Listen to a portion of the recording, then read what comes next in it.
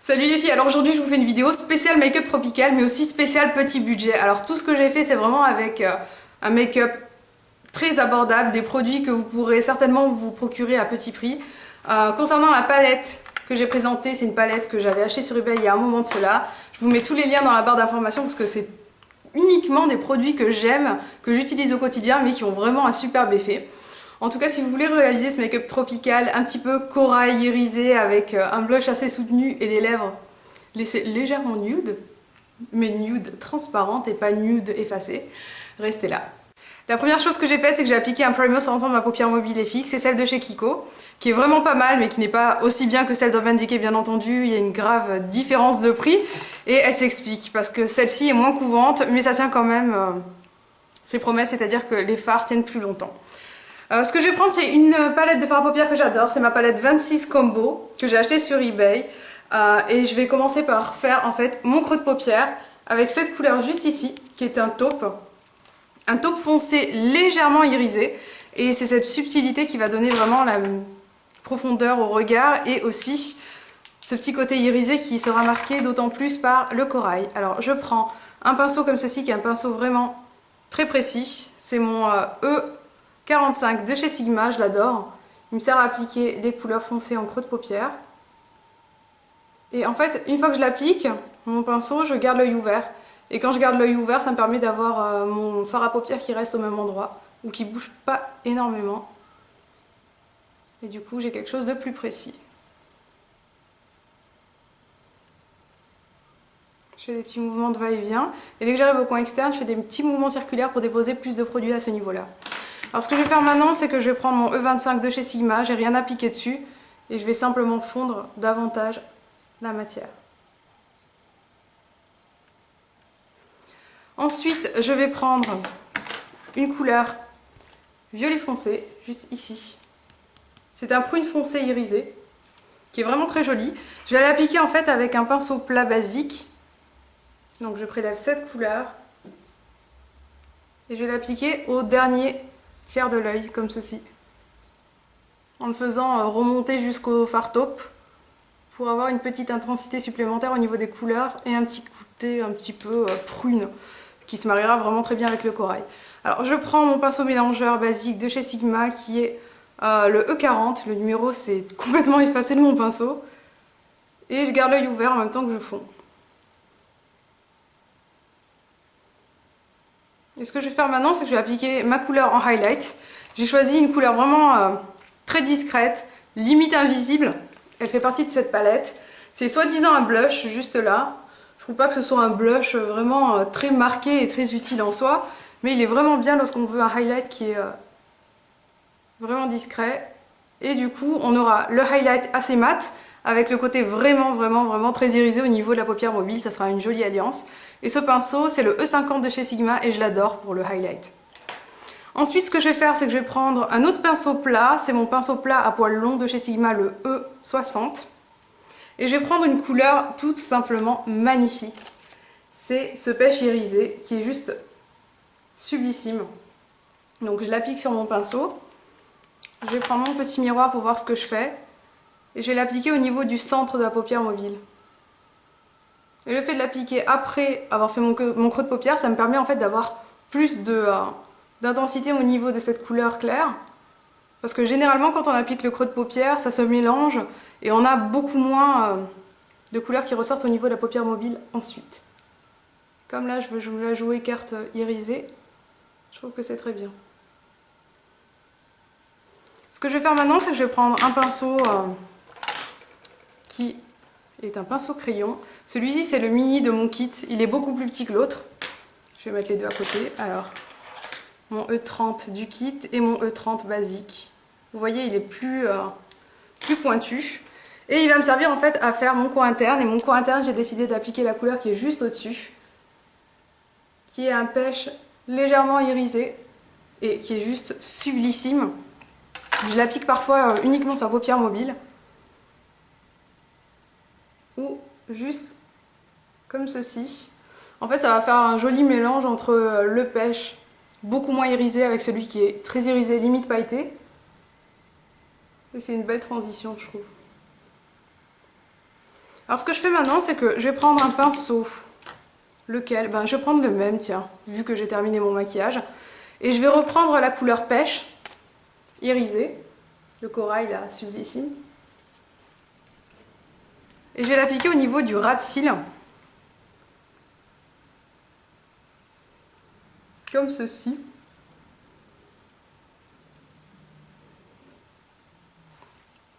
Ça va donner un peu d'éclat. Et ce que je vais faire, c'est que je vais revoir mon petit blendage là au niveau du creux de paupière qui me plaît pas à 100%. Je vais reprendre un petit peu... Ah bah tiens, je vais prendre mon pinceau crayon. Je vais reprendre un petit peu du taupe. Et je vais retourner à ce niveau-là parce que je veux quelque chose qui soit plus harmonieux. Je veux que ça parte comme ceci, par rapport à la forme. Une fois que j'ai donné cette forme, je prends mon pinceau mélangeur, basique, et je viens mélanger.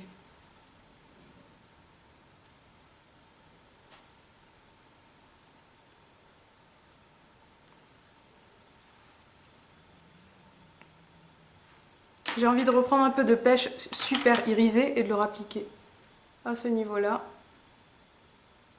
Vraiment à l'appliquer et pas le fondre, de façon à avoir encore plus d'intensité.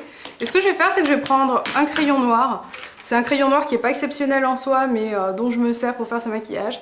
C'est le Maybelline crayon oriental. Et là où il est utile, en fait, vous allez dire c'est dingue, mais j'aime l'utiliser avec mon gel liner. Donc n'importe quel crayon pourra faire l'affaire. Mon gel liner, c'est celui de chez Maybelline. Je prends un peu de gel liner au niveau de la pointe. Et je vais l'appliquer en muqueuse pour avoir ce côté bien noir.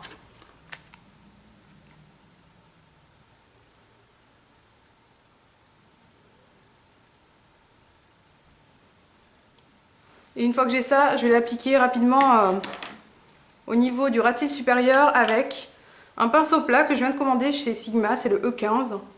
Il est pas mal du tout. Je voulais l'appliquer en fait, je voulais m'en servir pour appliquer le fard en aplat qui est vraiment très bien.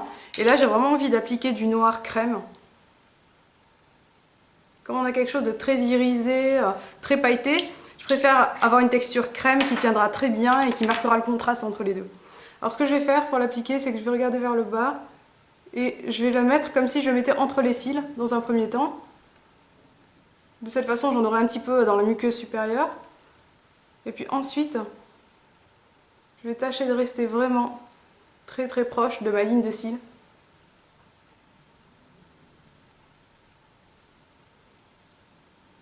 Et ça, c'est vraiment très important.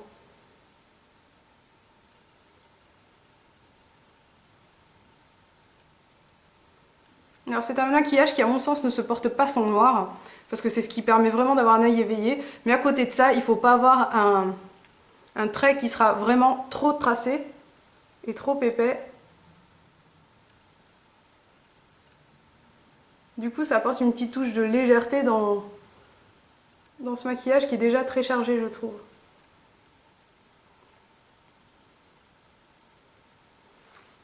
Et nous avons ceci. Alors ce que je vais faire maintenant, c'est que je vais appliquer mon mascara. J'ai choisi le Luxurious Lashes de chez Kiko que je trouve vraiment pas mal du tout. Hein. Il sert en fait à volumiser. Et en fait, je tenais à vous dire que je viens de ressortir mon Make Up For Ever Smoky Lash, la version basique sans le waterproof. Et que je le trouve pas si extraordinaire que ça.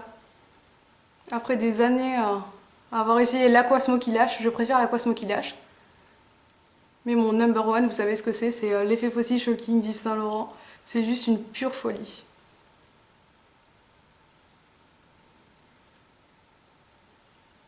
Alors, une fois que j'ai fait ça, je vais passer rapidement au niveau des cils du bas.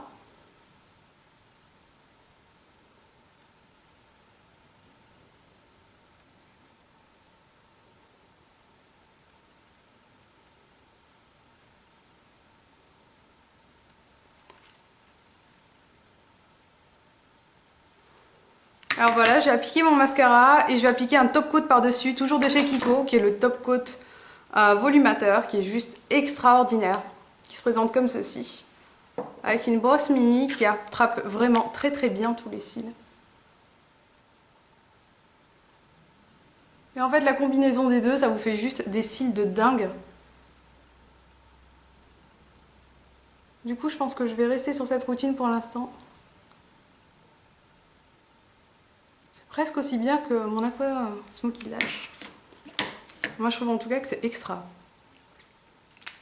Alors voilà ce que ça donne. Je vais jeter un petit coup d'œil, voir si tout me plaît au niveau du mélange, etc. Ça me semble bon. Alors voilà ce que nous avons au niveau des yeux. Petite parenthèse au niveau des sourcils, alors je n'utilise plus le Concrete de chez MAC ou Concrete. J'utilise, alors je vais l'attraper, le petit crayon sourcil de chez Kiko qui est juste extra et ma couleur c'est numéro 2. Je ferai une vidéo sur mes sourcils prochainement. Alors maintenant qu'on a fait les yeux, on peut faire le reste du visage. Alors j'ai déjà appliqué bien entendu ma crème de jour, je vous conseille pour les petits budgets, celle de chez Mixa peau sensible, celle-ci elle est bio, au thé vert, antioxydant, pour peau sensible normale à mix. Moi je l'adore personnellement, elle coûte 4,50 € environ. J'ai essayé un nouveau fond de teint, ou plutôt un fond de teint que je n'avais pas essayé parce qu'en fait j'ai cassé mon accord parfait chez L'Oréal qui s'est explosé par terre. Mais bon, c'était pas si grave parce que c'était la fin de vie de mon fond de teint. Et c'est l'Affinitone de chez Maybelline. Alors il est pas mal du tout, je l'applique avec ma petite routine couvrance extra. Je vous mettrai la vidéo juste ici. Et je le trouve pas mal du tout, mais il est pas aussi bien que mon accord parfait de chez L'Oréal, ça c'est sûr. Et ma couleur c'est 24 beige doré. Alors ce que je fais maintenant, c'est que je vais appliquer mon anti-cerne. Mon anti-cerne, c'est mon anti-cerne préféré, je crois que c'est de tous les temps. C'est l'effaceur yeux de chez Maybelline, couleur nude. Alors, je vais faire sortir le produit. Et il est vraiment extra. Et je pratique le tapotement.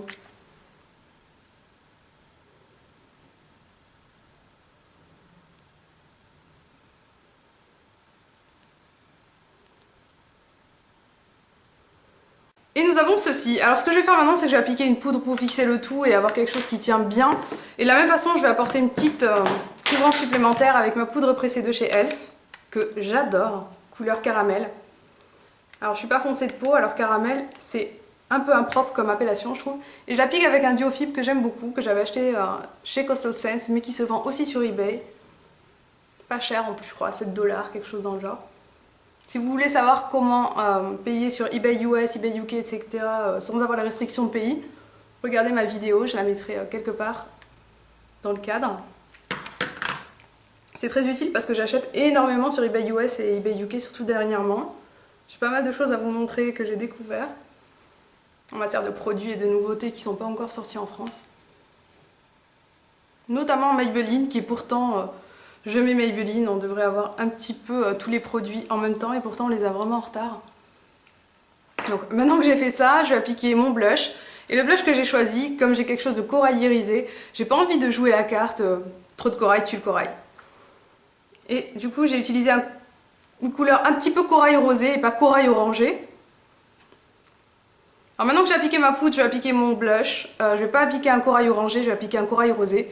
Parce que trop de corail tue le corail et le côté rosé, ça n'est absolument pas dérangeant avec une telle couleur, je trouve. C'est le Kiko numéro 108 et non pas le 103 qui est vraiment très pêche. Il est juste magnifique. Alors je l'applique avec mon pinceau poudre de chez Sigma. Et du coup, je l'ai vraiment mis de façon assez concentrée, mais pas de panique parce qu'en fait, je vais tout simplement le mélanger avec mon duo fibre.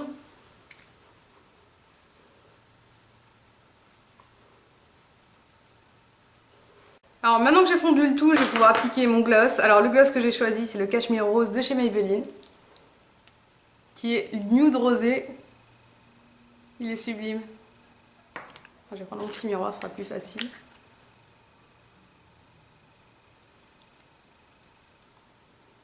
Et du coup j'ai bien envie de craquer pour d'autres couleurs de la même gamme parce que j'en ai déjà 3 ou 4. Et généralement j'aime bien les gloss discrets.